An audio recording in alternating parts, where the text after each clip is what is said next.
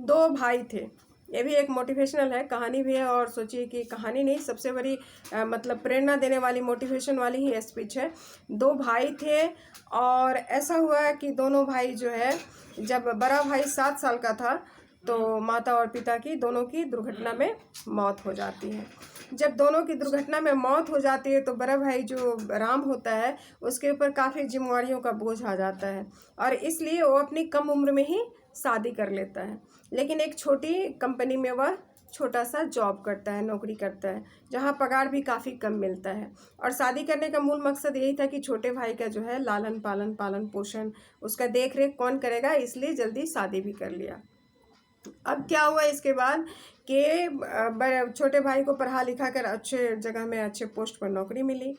नौकरी मिलने के बाद क्या हुआ कि कुछ दिन तक तो ये लोग साथ में रहे, और छोटे भाई को अच्छी नौकरी मिलने की वजह से, अच्छा पद मिलने की वजह से उसकी शादी भी बहुत जल्दी हो गई। शादी होने के बाद ये तो 2 कमरे का मकान था, छोटा सा कमरा था, और 2 कमरे का मकान था जिसमें बड़े भाई राम के जो है बाल बच्चे भी रहते थे और उनकी पत्नी भी रहती थी। जगह का भी कमी था, इसलिए छोटे भाई ने किराए पर एक मकान ले लिया शादी होते ही। तो जो भी कुछ है ठीक है, लेकिन बड़े भाई राम जो थे उनको थोड़ा आश्चर्य हुआ कि देखो जिसको मैंने इतना कुछ किया वो हमसे अलग हो गया। लेकिन चलिए, जगह की कमी थी इसलिए उन्होंने भी मान लिया, हृदय से मान लिया।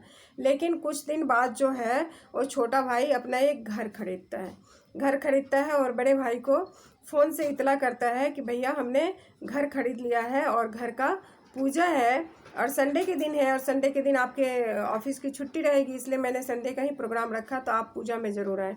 सुनते सुनते ही राम के जो है नयन जो है पूरे अश्रु से भर गए हैं, मैंने आंखों में पूरी तरह आंसू भर गया है, लेकिन किसी तरीके से आंसू को बाहर नहीं आने दे रहा, ताकि ऐसा ना समझ जाए कोई कि वो दुखी है। लेकिन वो मन से बहुत दुखी हो जाता है कि देखो इसने घर खरीदा और हमें कोई इन्फॉर्मेशन, सूचना तक नहीं मिली।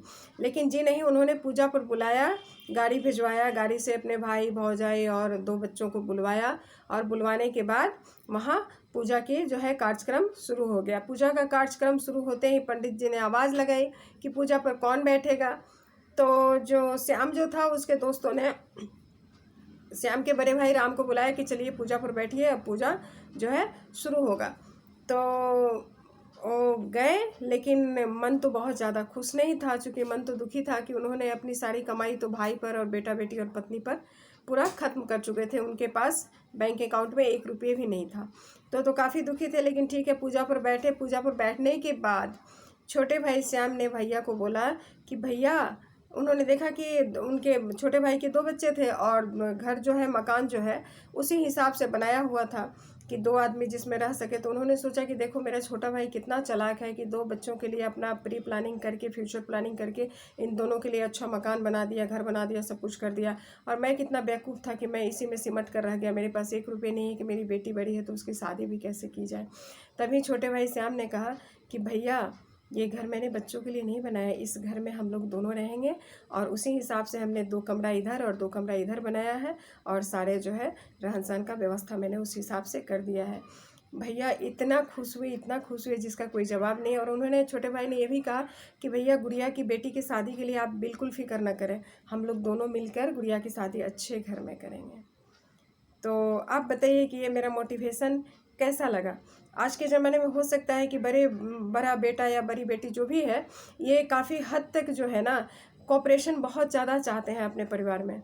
इनको ऐसा लगता है कि हमसे जो छोटा भाई बहन है उनको काफ़ी हद तक हम सपोर्टिव बने रहें, उनके लिए सपोर्ट करें, उनको कोऑपरेट करें, उनको ज़्यादा से ज़्यादा हेल्प करें। लेकिन कभी आपने आज तक ऐसा सुना है कि कभी छोटा भाई जो इतना तरक्की कर जाए तो फिर बड़े भाई को जो है इतना ज़्यादा सर्वोपरि स्थान दे? कभी नहीं। तो बड़े भाई ऐसा मिल सकते हैं, बड़ी बहन भी ऐसा मिल सकती है, आज के समाज में बड़ी बहन भी ऐसी होती है, लेकिन कभी भी आपने ऐसा नहीं देखा हो कि छोटा भाई जो है इतना हद तक अपने बड़े भाई को सर्वोपरि स्थान दे। चलिए, हमारे कहने का मतलब ये है कि समाज में इस चीज़ का होना बहुत ज़्यादा ज़रूरी है, अन्यथा